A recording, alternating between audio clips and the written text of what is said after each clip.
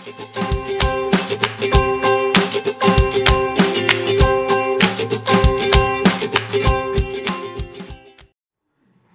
sekarang kita mulai masuk ke Spring Framework ya. Nah, Spring Framework ini pertama kita tambahkan dulu dependensinya ya. Nah, dependensinya seperti ini. Kemudian ini bisa langsung kita tambahkan di POM XML. Jadi ini kan kita nambah library baru ya. Bisa kita tambahkan di sini, copy paste gitu ya. Atau bisa juga kalau si NetBeans sudah selesai tadi dia mendownload paket-paket, maka di sini dia udah bisa kita query nih Spring misalnya gini. Nah, nanti dia keluar nih. Yang penting kita tahu aja di sini ORG Spring Framework, kemudian nama artefaknya apa gitu ya. Nah, kan Spring Context. Di sini 422 rilis. Padahal dia bilang berapa tadi? 424 ya. Nah, ini nggak apa-apa kita ganti aja sendiri gitu. Mungkin dia belum up to date yang cache-nya ada di sini ya. Nah, di sini dia downloading Maven dependency. Nah, di sini dia download nih macam-macam nih ya. Kalau kita lihat dependensinya di sini dia masih tanda seru, kemudian di sini masih sendiri. Nah, padahal nanti dia ada banyak nih. Nah, ini dia download. Ini sama aja dengan kita edit yang tadi POM XML. Nah, ini kan dia tambahkan kan sini. Sama aja kita edit sendiri, kemudian lewat command prompt kita clean package, nanti itu sama hasilnya gitu ya, yang dilakukan sama. Oke. Nah, selanjutnya sambil menunggu kita akan bahas dulu konsep dependency management ya. Jadi misalnya kita pakai contoh coding aja supaya lebih jelas. Nah, misalnya di sini kita bikin package lah ya, Spring IOC ya. Nah, misalnya di sini kita punya kelas apa ya contohnya ya.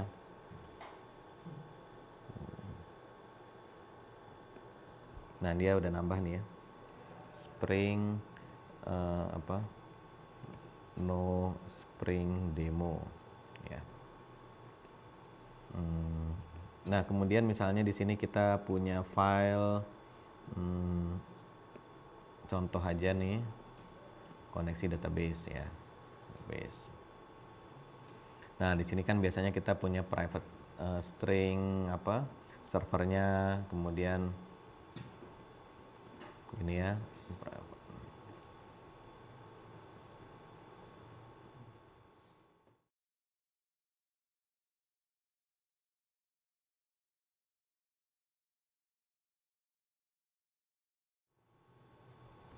Nah, ini sekedar contoh aja. Nantinya kan harus ada database driver dan lain-lain, cuman di sini kita nggak usah dulu. Kemudian kita bikinkan biasa ya, getter and setter. Oke, save. Nah, biasanya kalau kita punya kelas seperti ini, kita kan akan menginstankan ya. Pakai di sini misalnya koneksi database K sama dengan new koneksi kan gini ya.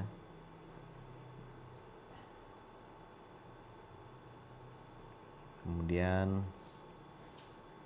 kita isi value-value-nya.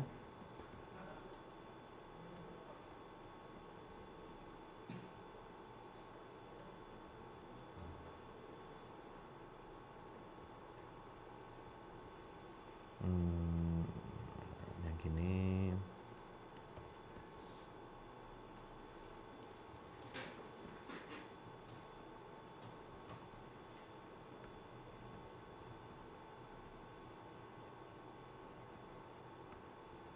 Nah, gini ya.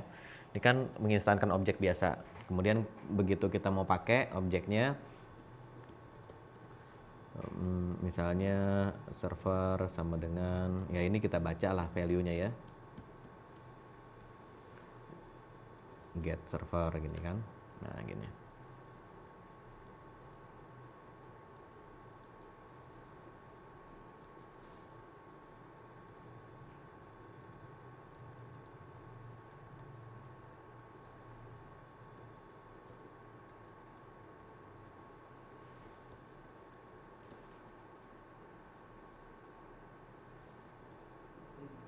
gini ya.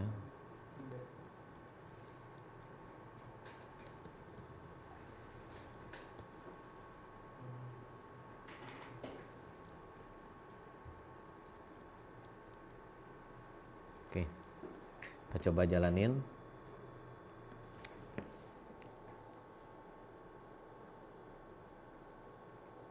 Ya, udah jalan ya. Nah, ini yang biasa saja tanpa Spring. Kemudian misalnya kita punya kelas kedua misalnya kita punya produk. Nah, produknya ini mau disimpan ke database, biasanya kan bikin produk DAO ya.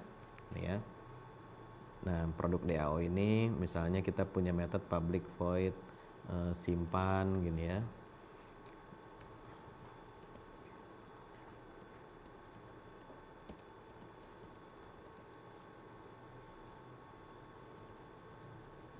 Nah, gini kan. Kemudian di sini kan kita punya biasanya koneksi database ya.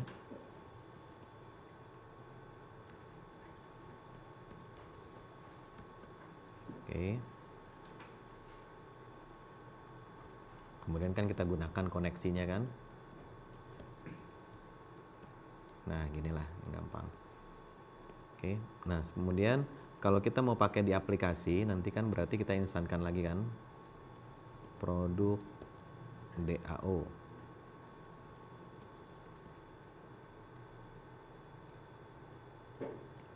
Nah, ini kalau kita jalankan, gimana? Apa yang terjadi? Dia error karena belum ada. Nah, ini kan null pointer exception di baris nomor 7 karena koneksi ini masih null ya.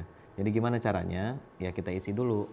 Cara mengisinya ada dua cara ya. Bisa lewat konstruktor seperti ini, bisa lewat setter method seperti ini ya. Nah, ini saya bikinkan defaultnya lagi supaya dia bisa. Nah, inilah. Oke.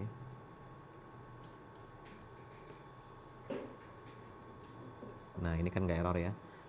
Jadi supaya dia tidak null pointer, berarti kan di sini harus kita kasih K-nya, ya kan? K-nya itu kemudian nanti di set ke variabel ini, ya kan? Kan kita panggil ini ya.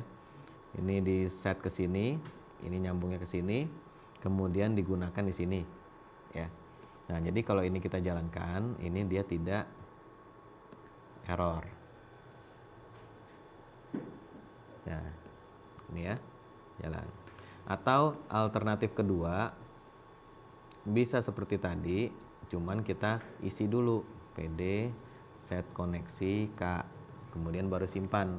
Nah, begitu kita jalankan set koneksi kan sama ya, terima di sini, masukkan ke sini, yang ini itu sebetulnya adalah ini, kemudian dipakai di sini, kan gitu ya. Nah, ini kalau kita jalankan,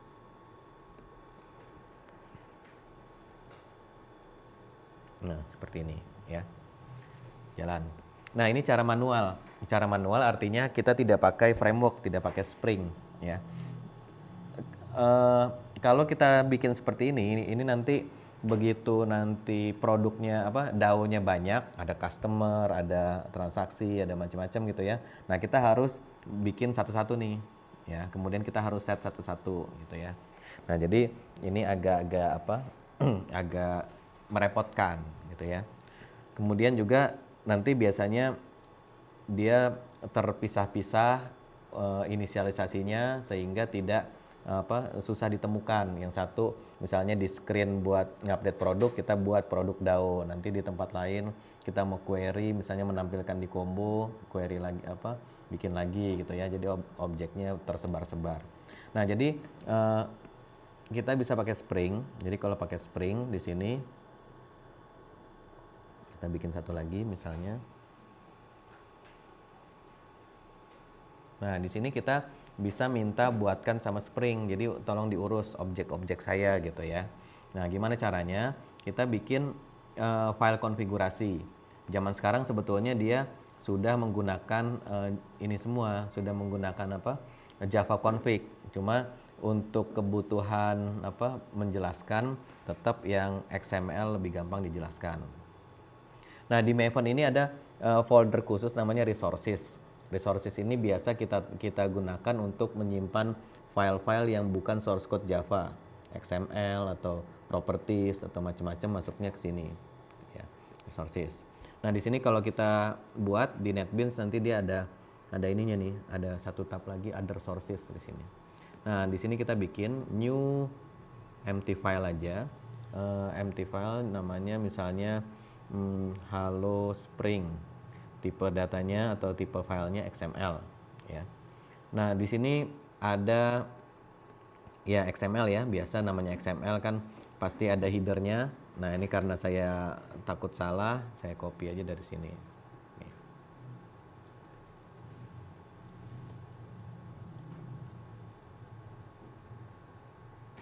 Nah, gini ya. Jadi ini headernya atau ya ininya lah ya, template-nya. Ini sebetulnya ya XML biasa kan. Ini kan di atas pernyataan bahwa ini dokumen XML, di bawahnya ini namespace-nya ada di sini gitu ya. Ada di URL ini gitu. Nah, XML ini kalau kita sebutkan namespace-nya, nanti si editor ini dia bisa melakukan autocomplete ya. Jadi di sini saya bisa, nah gini kan, apa saja yang boleh dipakai, misalnya bin ya. Nah, bin ini apa aja ininya, ID misalnya K atau koneksi lah gini ya. Kemudian apa di sini, kelas, apa kelasnya. Nah, kita daftarkan kelas kita di sini.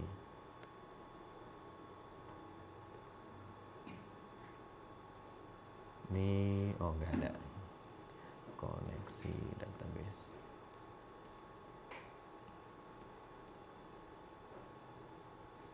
Oke. Nah, kemudian di sini dia punya properti. Properti itu sesuai dengan yang bisa di set di sini. Jadi di sini ada server gitu ya. Di sini ada server, value-nya misalnya localhost ya. Kemudian apa tadi, port ya. Portnya biar supaya beda 4321 gitu ya.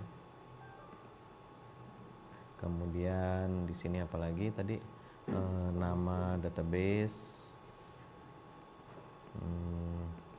belajar Spring, kemudian username ya, demo misalnya.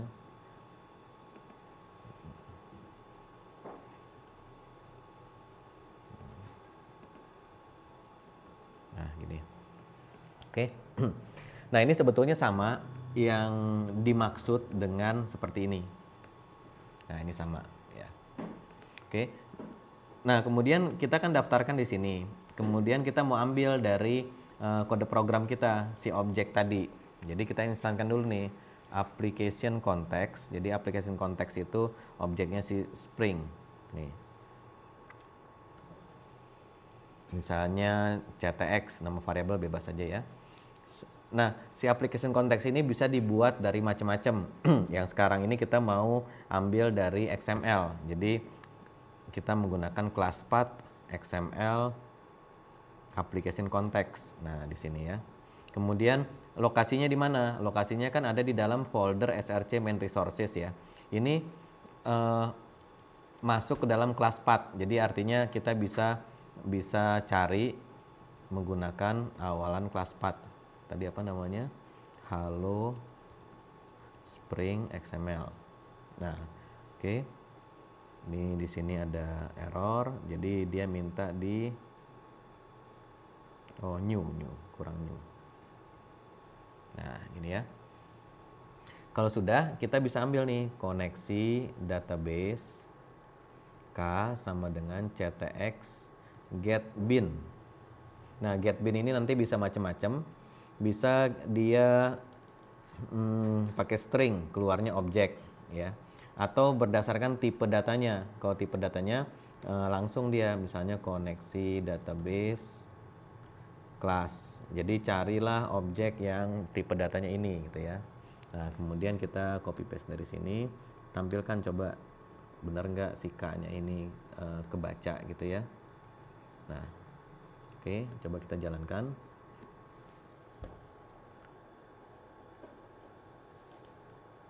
Nah, dia di sini loading springnya di 4 baris, kemudian tampil isinya gitu ya. Jadi artinya yang menginstankan, yang menjalankan new koneksi itu si Spring. Kita tinggal ambil aja dari yang sudah dibikinkan sama Spring ya. Nah, ini kan seperti ini ya. Apa bedanya? Bedanya yang tadi inisialisasi beberapa baris tadi ini pindah ke XML. Nah, digantikan yang ada di baris 8 ini ya. Nah, terus kemudian bagaimana kalau objeknya tadi saling sambung menyambung ya? Di sini kan kita punya produk DAO ini ya. Nah, gimana caranya? Ya di sini kita bisa juga kita daftarkan ya. Tadi apa? ID ya.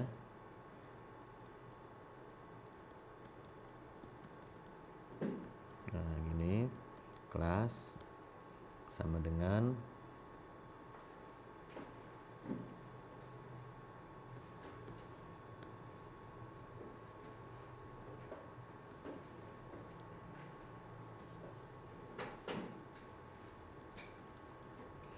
Nah, di sini kan ada dua ya pilihannya. Kita bisa lewat konstruktor, bisa juga lewat setter ya. Kalau tadi yang lewat setter kan kita udah coba nih, di sini kan pakai setter semua nih ya. Gimana kalau lewat konstruktor? Konstruktor pakainya ini konstruktor ARG ya. Nah, kemudian di sini bisa pakai ref. Refnya apa? Koneksi gitu ya. Nah, gini. Oke. Jadi ini kalau tadi value itu langsung diisi. Jadi nilainya apa? Kalau ref itu harus mengacu ke objek lain, referensi gitu ya, reference. Nah, sekarang kita mau ambil nih di sini ya. Produk DAO P sama dengan CTX get bin. Nah, kalau tadi kan kita udah coba berdasarkan kelasnya ya. Sekarang bisa juga menggunakan namanya. Tadi namanya apa? Produk DAO. Gini kan ya. Nah, ini error gimana caranya? Ya, di sini kalau dia error karena balikannya kan objek. Di sini kan tipe datanya produk DAO. Jadi kita harus casting gini kan. Nah, setelah itu ya kita bisa jalankan P simpan gitu. Ya. Run.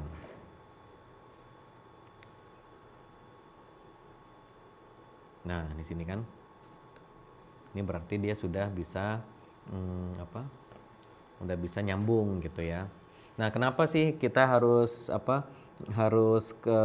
biarkan Spring yang menginstankan? Ya ini supaya ini aja, supaya nanti lebih gampang mengontrolnya. Nanti ada fitur-fitur di belakang, ada AOP, ada transaction management, ada auto wiring, jadi macam-macam nanti fitur itu bisa jalan kalau ininya urusan menginisialisasi objek kita serahkan kepada Spring, tidak kita bikin sendiri ya. Contohnya misalnya kalau biasanya kan kita koneksi database kan, tadinya kita pakai koneksi langsung ke database pakai Postgre atau pakai MySQL driver. Terus kemudian kita mau ganti ini kita mau pakai connection pooling misalnya kan, connection pooling supaya lebih bagus lah gitu kan. Nah, kalau misalnya pakai coding ya berarti kita harus mungkin di kelas-kelas yang menggunakan si koneksi tadi harus diedit semua gitu. Cuman kalau kita pakai Spring, kita cuma edit ininya aja, XML-nya ini, semua coding yang lain tidak akan terpengaruh gitu. Nah, tapi itu nanti kita akan lihat lah belakangan ya. Nah, selanjutnya ya, jadi yang namanya IOC itu kan singkatan dari inversion of control ya, atau istilah lainnya namanya dependency injection ya. Dependency injection artinya si produk DAO ini kan dia punya dependensi kan, dependensinya adalah kelas koneksi ya kan. Untuk dia bisa bekerja dia butuh ini Kalau ininya tidak ada, maka dia tidak bisa jalan, kena null pointer exception tadi. Nah, jadi supaya dia untuk melakukan injection atau untuk menyediakan kebutuhannya tadi, dependensinya ya, ini kita tidak diinstankan di dalam sini. Jadi bukannya di dalam sini kita lakukan nih, misalnya biasanya koneksi bla bla bla gini kan ya. Nah, jadi biasanya kan seperti ini. Nah, ya kan? Nah, kita tidak lakukan seperti ini, tapi kita lakukan di luar. Di luarnya si kelas produk DAO. Setelah udah jadi di luar, kita inject atau kita masukkan ke dalam sini gitu. Makanya disebut dependency injection. Jadi dia punya dependensi ini, kemudian tidak kita jalankan di dalam sini, tapi kita inject dari luar gitu ya. Nah, ini nanti konsep dependency injection ini tidak cuma ada di sini, tidak cuma ada di Spring, nantinya di AngularJS juga dia pakai dependency injection. Kemudian nanti kalau belajar Ruby on Rails juga pakai dependency injection. Jadi teknik seperti ini sudah ya bukan monopolinya ini aja ya, konsep seperti ini. Intinya adalah kita punya dependensi ini tidak kita manage sendiri, tapi kita inject ya dari luar. Nah, injectnya ini ada beberapa metode. Ada metode seperti ini namanya constructor injection. Ada yang seperti ini namanya setter injection. Ya mana-mana aja sama aja sih sebetulnya, ada plus minus, cuman ya secara overall sama. Kalau misalnya di sini kan ini artinya mandatory. Mandatory itu tanpa kita sediakan koneksi, objeknya tidak akan bisa dibuat gitu ya. Kalau ini juga kita hilangkan kan. Jadi dia harus menyediakan gitu. Cuma nanti kadang-kadang terjadi circular dependency gitu. Dia butuh A butuh lagi X dan lain-lain. Nah, dia muter terus tuh. Jadi akhirnya bingung siapa yang mau diinstankan duluan gitu.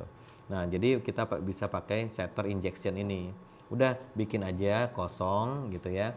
Memang nggak bisa jalan, cuman sebelum dikasih ke user diisi dulu nanti. Nah, jadi seperti itu bisa. Oke, nah itu konsep IOC-nya ya.